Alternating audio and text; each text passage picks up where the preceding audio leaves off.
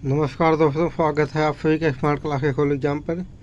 दोस्तों, हम लोग अभी टॉपर्स टेस्ट सीरीज को फॉलो कर रहे हैं, जिसमें Uttar Pradesh PCS, RO Bihar PCS, MP PCS आदि विभिन्न एग्जाम में पूछे जाने वाले प्रीवियस ईयर के प्रश्नों को और इन्हीं एग्जाम में पूछे जाने वाले मोस्ट संभावित आगामी प्रश्न पत्रों में के प्रश्नों को समाहित करते हुए टेस्ट सीरीज को फॉलो कर रहे हैं। इसी के क्रम में आज का हमारा टॉपिक है भारत के विभिन्न राज्यों में स्थापित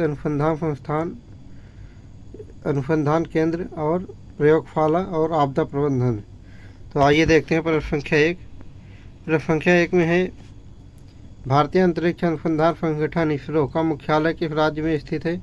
ए दिल्ली, बी महाराष्ट्र, सी कर्नाटक, डी तमिलनाडु। तो इसरो का मुख्यालय कर्नाटक में स्थित है। सही आंसर है विकल्प संख्या सी।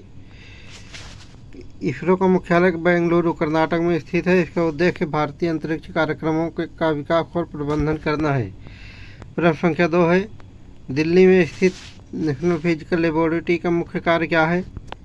ये कृषि अनुसंधान, बी भौतिकी और माप विज्ञान, सी जैव प्रौद्योगिकी, डी सूचना प्रौद्योगिकी। दिल्ली में स्थित नेशनल फिजिकल लेबोरेटरी का मुख्य कार्य भौतिकी और माप विज्ञान है। सही आंसर है विकल्प संख्या बी। नेशनल फिजिकल लेबोरेटरी भौतिकी और माप विज्ञान में अनुसंधान करती है और जो भारतीय मानकों की सटीकता को सुनिश्चित करती है। अगला प्रश्न है प्रश्न संख्या 3, पुणे में स्थित सर्वे ऑफ इंडिया का मुख्य उद्देश्य क्या है? ये भूमि सर्वेक्षण और मानचित्रण, बी खगोल शास्त्र अनुसंधान, सी औद्योगिक अनुसंधान, डी पर्यावरण संरक्षण। पुणे में स्थित सर्वेक्षण ऑफ इंडिया का मुख्य उद्देश्य भूमि सर्वेक्षण और मानचित्रण है। सही आंसर है विकल्प संख्या ए।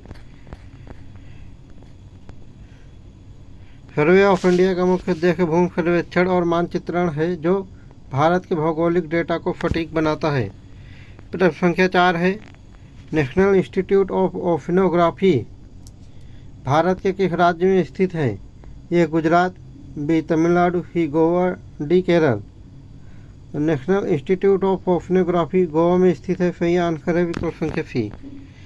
National Institute of Oceanography Goa में स्थित है, जो समुद्री विज्ञान में अनुसंधान करता है। प्रश्न संख्या 5 है, भारतीय कृषि अनुसंधान संस्थान का मुख्यालय किस शहर में स्थित है? ए दिल्ली, बी पुणे, सी बेंगलुरु, डी हैदराबाद। भारतीय कृषि अनुसंधान संस्थान दिल्ली में स्थित है। सही आंसर है विकल्प संख्या ए। दिल्ली भारतीय कृषि अनुसंधान संस्थान यानी कि इंडियन एग्रीकल्चर रिसर्च इंस्टीट्यूट का मुख्यालय दिल्ली में है और इसका मुख्य उद्देश्य कृषि अनुसंधान और विकास है। प्रश्न संख्या 6 है, बेंगलुरु में स्थित national centre for biological sciences किस क्षेत्र में अनुसंधान करता है? ये जैव विज्ञान, बी भौतिकी, सी गणित, डी रसायन। बेंगलुरु में स्थित national centre for biological sciences जैव विज्ञान के क्षेत्र में अनुसंधान करता है। सही आंसर है विकल्प संख्या ए। NCBS जैव विज्ञान में अनुसंधान करता है और यह बेंगलुरु कर्नाटक में स्थित है। प्रश्न संख्या 7 है, भारतीय अनुसंधान परिषद CFIR का मुख्यालय किस शहर में है? A Delhi, B Mumbai, C Chennai, D Calcutta. भारतीय अनुसंधान परिषद का मुख्यालय दिल्ली में है। सही आंसर है विकल्प संख्या ए। CFIR यानी भारतीय अनुसंधान केंद्र का मुख्यालय दिल्ली में स्थित है। इसका उद्देश्य वैज्ञानिक और औद्योगिक अनुसंधान का समर्थन करना है। प्रश्न संख्या 8 है, अंतरिक्ष विज्ञान और प्रौद्योगिकी केंद्र किस राज्य में स्थित है? ए तमिलनाडु, बी आंध्र प्रदेश, सी कर्नाटक, डी केरल। अंतरिक्ष विज्ञान और प्रौद्योगिकी केंद्र केरल में स्थित है। सही आंसर है विकल्प संख्या डी। VSSC यानी कि अंतरिक्ष विज्ञान और प्रौद्योगिकी संस्थान केरल के तिरुवनंतपुरम में स्थित है। इसका मुख्य उद्देश्य अंतरिक्ष विज्ञान और प्रौद्योगिकी में अनुसंधान करना है। भारतीय वन सेवा के लिए अनुसंधान और प्रशिक्षण केंद्र कहाँ स्थित है? A Delhi, B Dehradun, C Pune, D Bhopal. भारतीय वन सेवा यानी कि IFS के लिए अनुसंधान और प्रशिक्षण केंद्र देहरादून में स्थित है। सही आंसर है विकल्प संख्या B.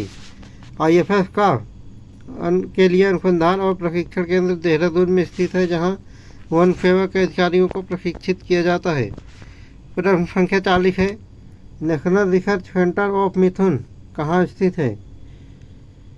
A Sikkim, B Mizoram, C Assam, D Nagaland. National research centre on mithun Assam में स्थित है। सही आंसर है विकल्प संख्या C. National research centre on mithun यानी कि NRCM असम में स्थित है। इसका मुख्य उद्देश्य मिथुन, जो एक प्रकार का मवेशी है, पर अनुसंधान करना है। अभी इसको खाद्य पशु की श्रेणी में भी रखा गया है। प्रश्न संख्या 11 है, भारतीय विज्ञान संस्थान का मुख्यालय किस राज्य में स्थित है? ए Karnataka, B Maharashtra, C Tamil Nadu, D Uttar प्रदेश। भारतीय विज्ञान संस्थान का मुख्यालय कर्नाटक में स्थित है। सही आंसर है विकल्प संख्या ए। भारतीय विज्ञान अनुसंधान संस्थान यानी कि IISc का मुख्यालय बेंगलुरु कर्नाटक में स्थित है। यह विज्ञान और प्रौद्योगिकी में उच्च स्तरीय अनुसंधान करता है। प्रश्न संख्या 12 है, भारतीय मौसम विज्ञान विभाग यानी कि IMD का मुख्यालय कहाँ स्थित है? ए दिल्ली, बी मुंबई, सी चेन्नई, डी कोलकाता। भारतीय मौसम विज्ञान विभाग का मुख्यालय दिल्ली में स्थित है। सही आंसर है विकल्प संख्या ए। IMD का मुख्यालय यानी कि भारतीय मौसम विज्ञान विभाग का मुख्यालय दिल्ली में है। इसका मुख्य उद्देश्य मौसम और जलवायु से संबंधित अनुसंधान और पूर्वानुमान प्रदान करना है। प्रश्न संख्या 13 है, national centre for Sustainable Coal India किस राज्य में स्थित है? A Chhattisgarh, B Madhya Pradesh, C Jharkhand, D Uttar Pradesh. National centre for Sustainable Coal India Jharkhand में स्थित है। सही आंसर है विकल्प संख्या सी। NCFCI यानी कि national centre for coal of India Jharkhand में स्थित है। यह कोल इंडिया लिमिटेड की सस्टेनेबिलिटी पर काम करता है। प्रश्न संख्या 14 है, भारतीय कृषि अनुसंधान संस्थान का मुख्य उद्देश्य क्या है? ए कृषि अनुसंधान, बी वन अनुसंधान, सी चिकित्सा अनुसंधान, डी सूचना प्रौद्योगिकी। भारतीय कृषि अनुसंधान संस्थान का मुख्य उद्देश्य कृषि अनुसंधान करना है। सही आंसर है विकल्प संख्या ए। यही लिखा हुआ है दोस्तों डिटेल में। प्रश्न संख्या 15 है, National Agri Food Biotechnology Institute का मुख्यालय किस राज्य में स्थित है? A Punjab, B Haryana, C Uttar Pradesh, D Bihar.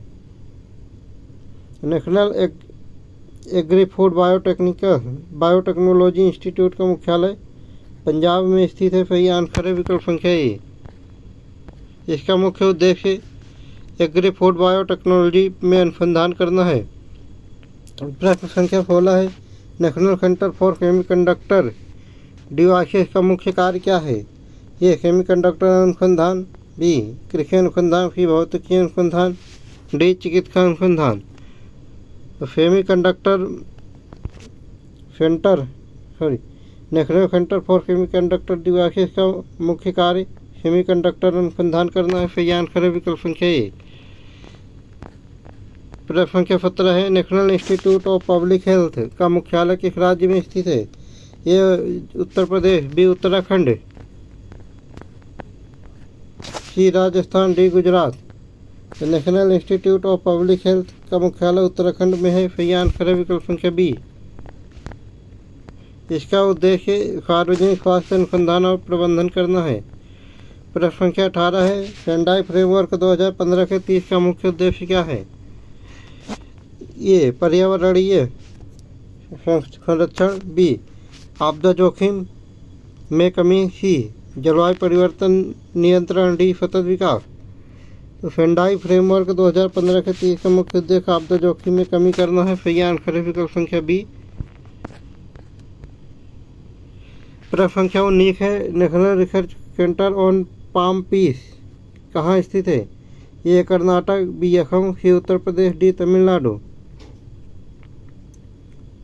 National research centre on palm peace Karnataka में स्थित है। सही आंसर है विकल्प संख्या ए। यह पाम शीप के अनुसंधान पर और विकास पर ध्यान केंद्रित करता है।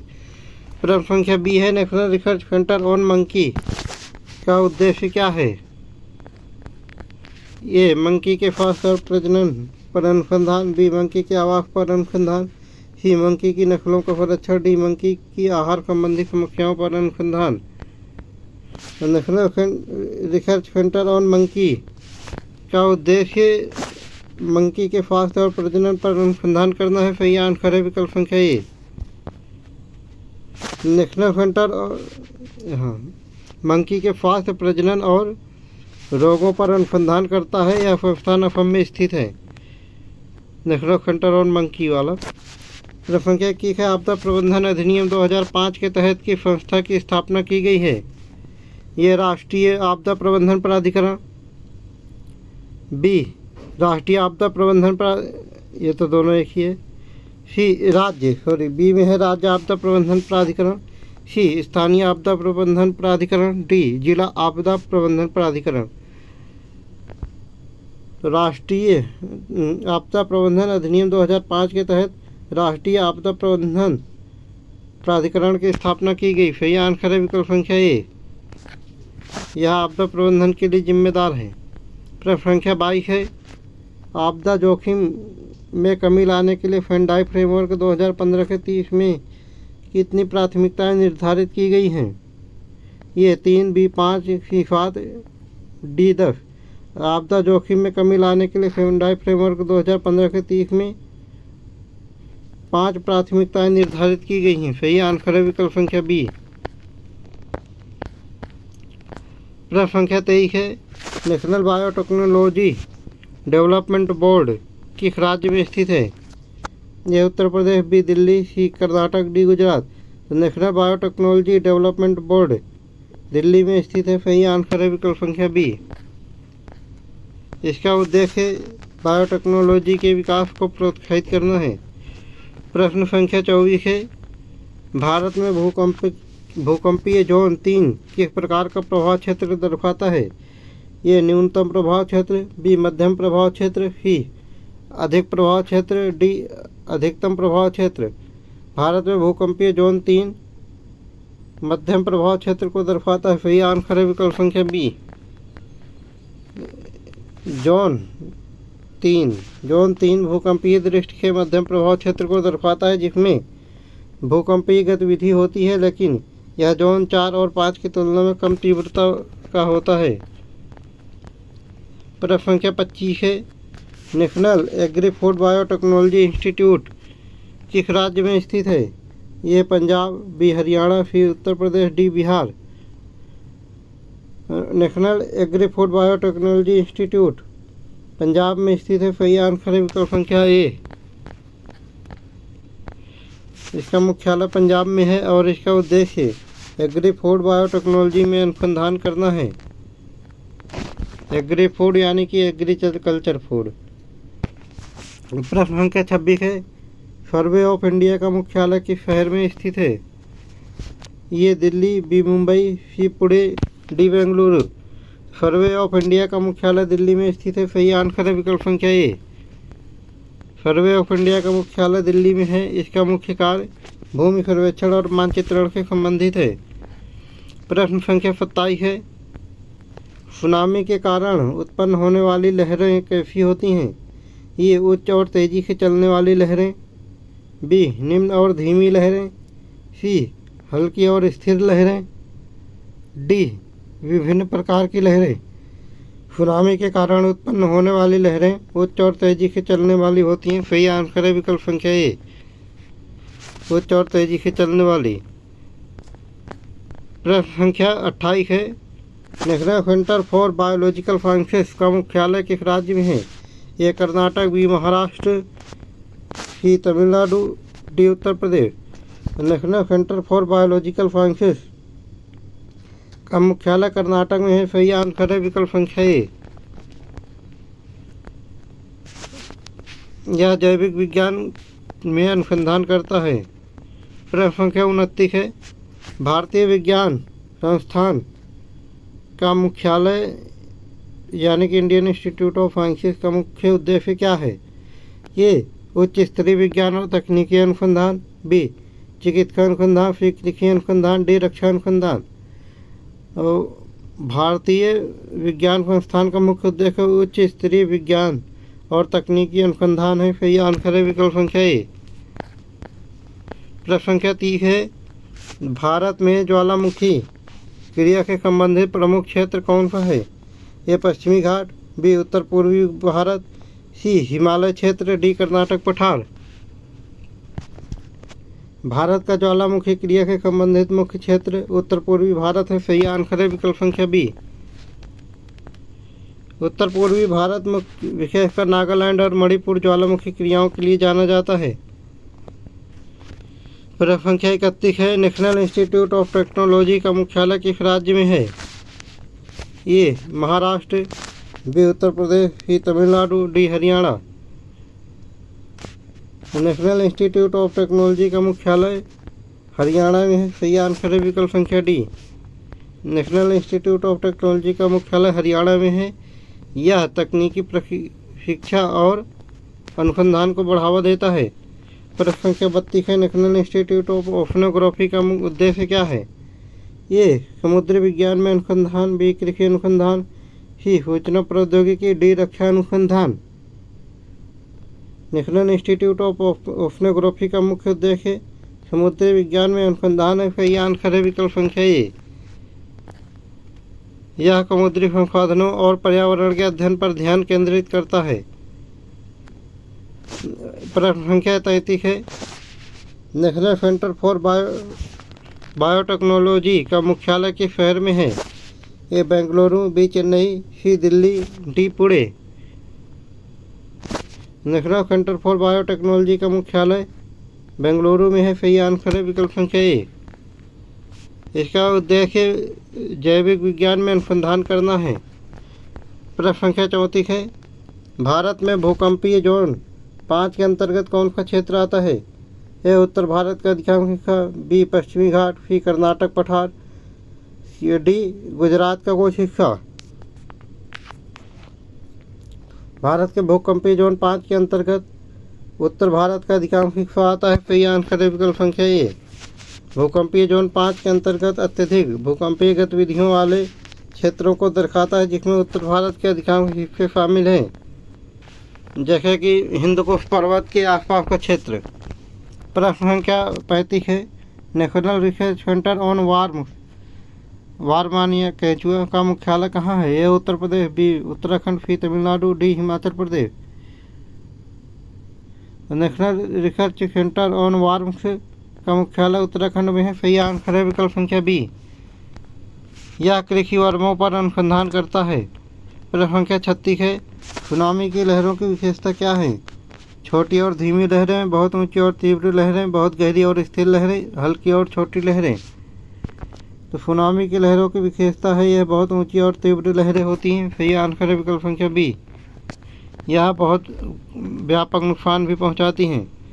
प्रश्न संख्या 37 है, national centre for space research का उद्देश्य क्या है? ए अंतरिक्ष अनुसंधान, बी चिकित्सा अनुसंधान, सी वन अनुसंधान, डी ऊर्जा अनुसंधान। नेशनल सेंटर फॉर रिसर्च का उद्देश्य अंतरिक्ष अनुसंधान है। सही आंसर है विकल्प संख्या ए। यह अंतरिक्ष अनुसंधान के प्रौद्योगिकी में उन्नति करता है। प्रश्न संख्या 38 है, national research centre on beans का मुख्यालय कहाँ है? A Uttar Pradesh, B Punjab, C Bihar, D Tamil Nadu. तो national research centre on beans का मुख्य उद्देश्य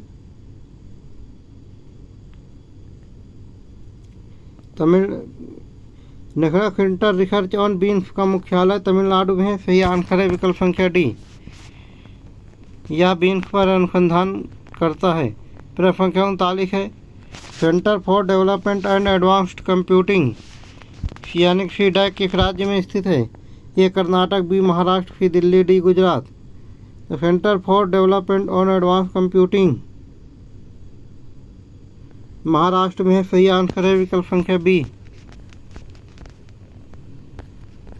प्रश्न संख्या 40 है, भारत में ज्वालामुखी क्रिया का प्रमुख क्षेत्र कौन सा है? ए कर्नाटक, बी उत्तराखंड, सी नागालैंड, डी पश्चिमी घाट। भारत में ज्वालामुखी क्रिया का प्रमुख क्षेत्र नागालैंड है। सही आंसर है विकल्प संख्या सी।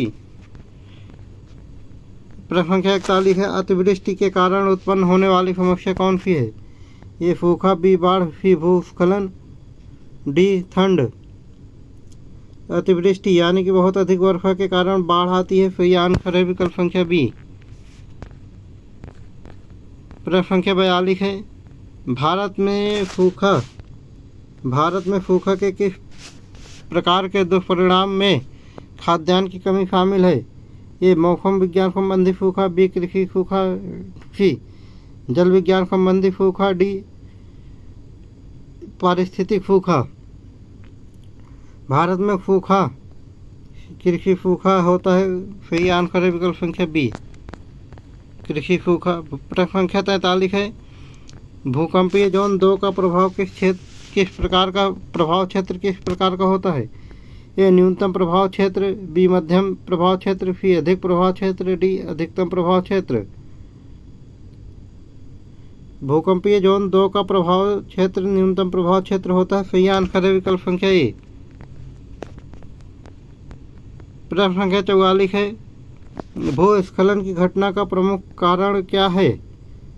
ये जलवायु परिवर्तन, बी अत्यधिक वर्षा, सी समुद्री तूफान, डी ठंड। भूस्खलन की घटना का प्रमुख कारण अत्यधिक वर्षा है। सही आंसर है विकल्प संख्या बी। प्रश्न संख्या 45 है, भारत में किस क्षेत्र को भूकंपीय जोन 3 में वर्गीकृत किया गया है? ए उत्तर पूर्वी भारत, बी पश्चिमी भारत, सी दक्षिणी भारत, डी पूर्वी भारत। भारत का ये जो पश्चिमी भारत है इसको भूकंपीय जोन 3 में वर्गीकृत किया गया है। सही आंसर है विकल्प संख्या बी, 3 यानी कि मध्यम। यहाँ भूकंपीय गतिविधियाँ मध्यम होती हैं। प्रश्न संख्या 46 है, सुनामी की लहरों की ऊंचाई कितनी हो सकती है? ये 10 से 20 मीटर, बी 30 से 50 मीटर, सी 60 से 100 मीटर, डी 10 से 15 मीटर। भूकंपीय लहरों की ऊंचाई 10 से 50 मीटर हो सकती है। सही आंसर है 30 से 50 मीटर हो सकती है। सही आंसर है विकल्प संख्या बी। सुनामी की लहरें 30 से 50 मीटर ऊंचाई तक पहुंच सकती हैं जो तट पर विनाशकारी प्रभाव डालती हैं। प्रश्न संख्या 47 है, national centre for space research का उद्देश्य क्या है? ए अंतरिक्ष अनुसंधान, बी जलवायु परिवर्तन, सी कृषि अनुसंधान, डी चिकित्सा अनुसंधान। तो national centre for space research का मुख्य उद्देश्य अंतरिक्ष अनुसंधान है। सही आंसर है विकल्प संख्या ए। प्रश्न संख्या 48 है, भारत में किस क्षेत्र में सबसे अधिक ज्वालामुखी क्रिया देखी जाती है? ये उत्तराखंड, बी पश्चिमी घाट,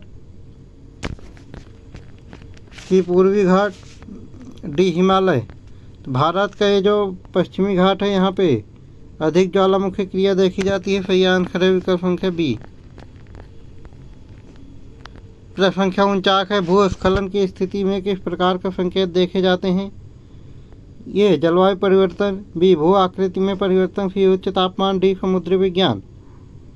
तो भारत के भूस्खलन की स्थिति के संकेत भू आकृति में परिवर्तन है। सही आंसर है विकल्प संख्या बी। प्रश्न संख्या 50 है, इंस्टीट्यूट ऑफ टेक्नोलॉजी का मुख्यालय किस राज्य में स्थित है? A Karnataka, B Uttar Pradesh, C Maharashtra, D Haryana. Institute of technology का मुख्यालय कर्नाटक में स्थित है। सही आंसर है विकल्प संख्या ए। यह तकनीकी शिक्षा और अनुसंधान में प्रमुख है। दोस्तों, आज के टेस्ट हम यहीं पे समाप्त करते हैं और इसी प्रकार के टेस्ट को लगातार देखने के लिए हमारे चैनल स्मार्ट क्लासेस को लाइक, सब्सक्राइब और शेयर ज़रूर करें। कल फिर मिलेंगे इसी चैनल पर नेक्स्ट वीडियो के साथ। तब तक के लिए जय हिंद।